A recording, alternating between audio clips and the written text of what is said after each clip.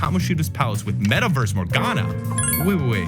Morgana isn't supposed to look like this unless they're in the Metaverse. But they aren't in the Metaverse in this footage since their feet aren't kicking up any of that weird pink stuff. Though in this version of the game, it does look a bit different, like water ripples. Still, that doesn't happen here, so I guess Morgana could just change freely between cat and Metaverse form at first. Or maybe it was just for the trailer. Either way, after that, still on April 11th, mind you, Joker then goes to infiltrate Kamoshida's palace alone, and in the evening no less, according to this kanji. Something impossible in the final game. Plus, I didn't even mention this. On Joker's way to school, the train he's on gets shaken violently due to a passing train going way too fast. And that sonic speed train is likely the one that crashes in the final game.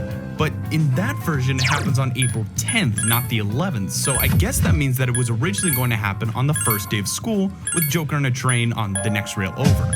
Wait a second. They're not the same color, are they? Well, frick, either it wasn't the train, or maybe it was an early color for it? I don't know. And honestly, how the story flows in this trailer, it's super confusing to try to match up with the final game. Which means they either made huge changes for the first few hours of the game's story, definitely a possibility, or that date was just arbitrarily picked for the trailer. Either way, there are plenty more changes to look at in this trailer, especially with the UI. Take a look at this close-up of Ryuji's face. These couple seconds alone have quite a few changes. First off, obviously, it shows a lot more of his face here, though it turns out the final game's version of his art is still about the same size, but it's mostly obscured by the outline. Now, it's definitely not the same art, there's different shading, and the final version is missing his neck and nose, which I guess is not that weird since you wouldn't be able to see it anyway. And speaking of that outline, in the final game, it just sort of comes in like a lightning bolt. But this early version had it ripping in like you were ripping paper, along with a different red background. An's close-up does the same thing too, but her art is much more on par with the final game, just a bit different here and there in the details. For the pause screen, the animation that's done when you hit pause is slightly different, mostly with the eye contact. After that, it looks pretty much the same except that it says camp and main here instead of menu and main. And also the calendar was originally going to be called mission in this build, and status, it seems like it would have originally been called party. This footage also heads into the equip menu, but the animation looks pretty much the same. The only biggest difference here is Joker's eye. There are a couple of places I'd like to take a closer look at in this trailer, like the doctor's exam. You can only see it for a split second, but it shows off some really cool things that aren't in the final version. Fish, a giant can of various liquids, and radioactive testing equipment along with the hazmat suit. What? That has to be embarrassing. Well, I guess it doesn't matter because it's all hidden behind a sheet in the final version. You'll never find that unless you look really close. Over there, you can faintly see the lights from the machine, but playing the game, I never noticed it, so it's probably good. There's one last place, Kamoshida's palace. To start us off on this, the trailer shows us Joker dropping down to the main hall, where the only Not much of a plan, but it could work. Even then, it's only a slight difference with the arm position. Smart town. That feels good. Jump. Honestly, for a trailer that was shown well over a year ago, there isn't much to see in this palace. I'm sure there's some difference with place or something like that. Really, not a whole lot to look at, except for with the batteries. There are two things shown off here that I want to look at. The first is bullet time, a move that you learn from the tower compound to find the game. But in this, instead of lining up and taking a shot, your party instead surrounds the enemy, like what happens after all enemies are knocked down, allowing them to all attack. Speaking of which, an all-out attack was also shown in this trailer too. Check it out! Oh my god! That is not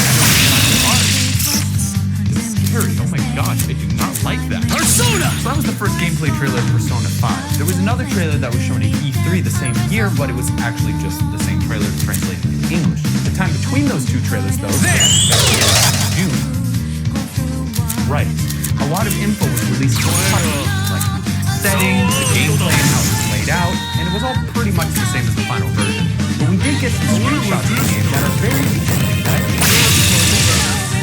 The first we have is of our set in battle, with chains all around it. Something we don't normally see in battle since they're like so small compared to the screenshot. Not to mention it's only around Joker, the final game, not Worth which it. is cool and all. But this other screenshot showing Joker waiting for his train on April 7th, now that is really interesting, because the final version of the game starts on April 9th, meaning that this screenshot is from 2 days before the final game even begins. If this was actually supposed to be and not a placeholder date, then maybe it's not so weird that you would have known Ryuji, An, and Morgana on the 11th like we saw in the trailer earlier. And speaking of trailers, it's time to look at the second trailer for Persona 5 Fuck that me. leaked on June 24th, 2015. It was included with the Persona 5 Special Blu-ray. It features a lot of the same footage from the last trailer, except we do get to see a little bit of a casino from the intro of the game, with a lot of gross placeholder sound effects. Also, the shadow that Joker jumps on is different maps shaped like a heart, and it turns into a different persona in this footage compared to the final game, with Joker fighting it at a different camera angle, showing off a critical with a different font. The music in this trailer is also like a MIDI-ish sounding version of Flash Surprise. It's really weird, and I think we should take a listen to it because that's basically all we have left to see in this trailer. Take a listen.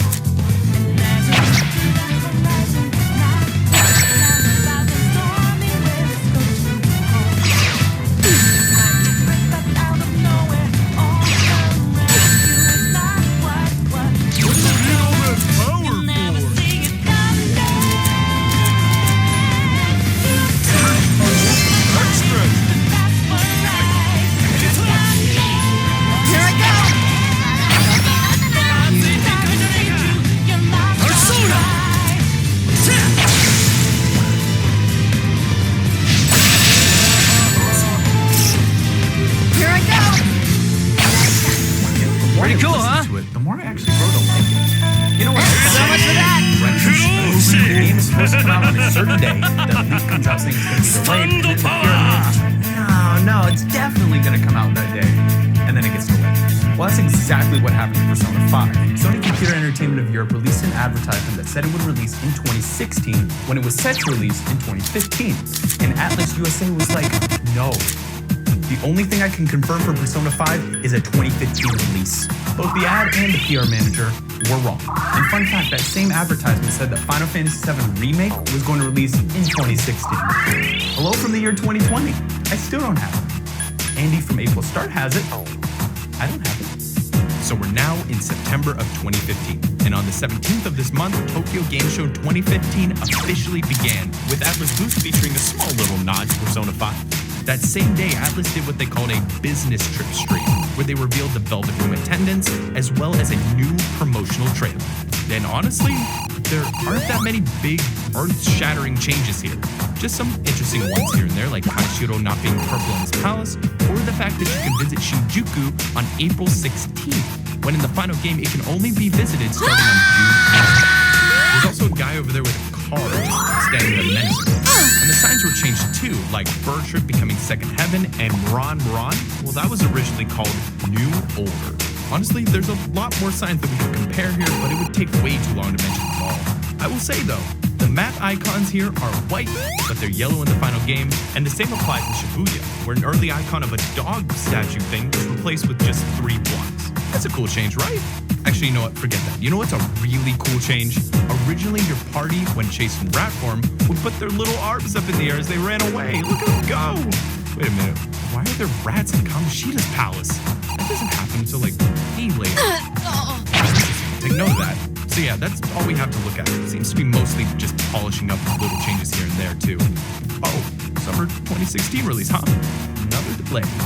But hey, at least this time they were actually right. The game did release on the very tail end of summer 2016 in Japan. Atlas USA also announced a delay, saying that the North American release would be pushed back to 2016. Now that one didn't happen, but hey, you know, you got 1 or 2 right. That's not so bad. If you were hoping for more interesting info from around this time, not to worry. After the trailer, we got to see a developer interview with Hashino, showing off an in-development build of the game that is coming soon with debugging features. It also has the date April 1st on the top corner, which is a date not possible in the final game. But you know, since it was a debug, this is probably just like a default day for testing purposes. After all, the kanji here says morning, both when you're in school and in the palace. And you can't be in the palace in the morning, so yeah, probably just when he is in the palace, though, we do get to see that the security level meter was planned to be on screen at all times, and not just on the third item. We also get to see a blue hallway in Kamoshida's where it shows off little pop-ups for the places that you could jump to while taking cover. Something that was replaced with a ring marker on the floor in the final version. And not only that, check this out. We're going to get to see a removed room where Joker could be forever, and it means a bunch of paintings revealing the room. Now, the security meter shows I'm gonna fucking murder you, your family, your dog. This is my town. some of the materials used in this room are the final game. So that icon was probably just a placeholder or something. This room never made it into the final game, though it is technically still in the game's files as discovered by her. The textures don't look quite right, but it is still technically there. We are getting a bit ahead of ourselves, aren't we? Let's talk about our new stuff. Instead, let's head to the end of 2015. Since September, there's been a lot more interviews with screenshots, tidbits. To be honest, at this point, it's pretty much all the same plot. Pretty much at the end of Persona 5's development. All that really happened going into Morgana. Though at this point, Atlas was very adamant about not confirming Morgana's gender. Even though in the final game, Morgana does state that he is male. The reason for the game is Not immortal, you know. Pretty cool, huh? Gender concrete or more mysterious. After all, if it wasn't for him specifically saying he's a dude, it really could have gone either way. Like, Morgana is traditionally a female name, and the voice actor is female too. But here's the thing, Morgana was originally designed as a feminine character. And we know this thanks to what is shown in the Persona 5 official design works artwork, which was released a few months after Persona 5. As you can see from this concept art, Morgana was definitely going to be a lot more traditionally feminine. Character designer Soejima said he went for what he called a female design at first because a gender for Morgana hadn't been decided on yet. This early artwork showcases a different body style and a rubber suit that covers everything except for the head. The same art page also shows off the vein transformation, which, by the way, was originally going to be a sports car. Morgana was also going to be able to transform into other things as well, basically as she wanted to, but this idea was scrapped and limited to the vein transformation. And I also want to talk about Morgana's persona. I'm gonna fucking murder you, your family, your dog. And Soejima was a big burly man. In the end, though, Soejima decided just to have it resemble a blown-up balloon, so that way you wouldn't be able to tell if it's actually strong or not. In other words, he wanted it to be mysterious, much like Morgana. There is so much more to this book than just Morgana. Everyone's here, so let's take a look further in, starting with the family. Not Some immortal. of their earliest thieving outfits. These are originally their thieving outfits were with masking to them by Morgana. This piece of art is pretty weird because Joker is and Ryuji, well, I guess he's the Joker now. So if you thought it was way too easy to recognize in these outfits, You assholes ended can up stop me. getting caught. I got He tried this. alternate school uniform, that shit but with a stinks. skull instead of but that didn't last long either. His next thought was just to have them wear regular clothes, but now they just look like regular criminals. So, in the end, he decided to give them distinct, romanticized outfits. That way, the Phantoms could separate themselves from everyday criminals as well as their student lives. Now, why don't we take a closer look at each of these So you're Phantoms expecting armed individually? goons, lots of And as you violence, and all probably that? guessed, let's start with Joker. The first I thought it looked too realistic, so these next couple pieces were made in a much more anime art style. This was ultimately scrapped too, because it was just too anime. Don't make me get Balance had to be violent. struck with the final design, and the final style did like for both Joker and next up, let's check out Ryuji Persona. His persona has no used to look absolutely terrifying, but that's it. What about originally in the metaverse, she was going Still to the be using best. night vision goggles to look around while wielding a cross. Nice. But that was later roller shades before it was all scrapped. Though these goggles were eventually given to the top of the way. Arm was also planned to have a blue headband too that we don't have art of, but that was removed. This time because it apparently made her look like a country girl too much. By the way, interesting little tidbit from the art book here. Apparently there was planned to be an event in the game where Ann would have had her hair down. It was imperative that this scene happened. At least that's what scenario writer Tanaka thought. After all, she normally has her hair up. In his opinion, that meant it had to be shown down at least once.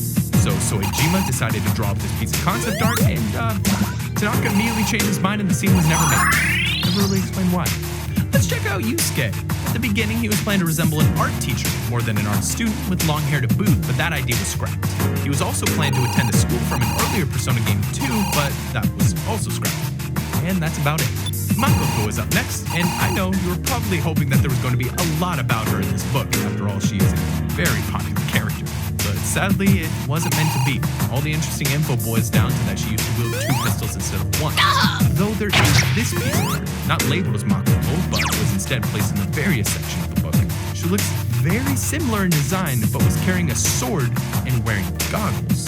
This could have been an early design for her, but it also could have been just a generic girl character for a generic concept art piece. Either way, let's move on to another one of the more popular Phantom Thieves, Futaba. Did you know that originally she was going to have black hair, but in order to keep her from looking like a stereotypical depressed shutting geek, they decided to have her dye her Fuck hair me. blue. That is canon. Her thief outfit was also designed after outfits in the movie Tron, with the goggles, as I said, taken from On, but redesigned a bit to look more like a frog. Her persona,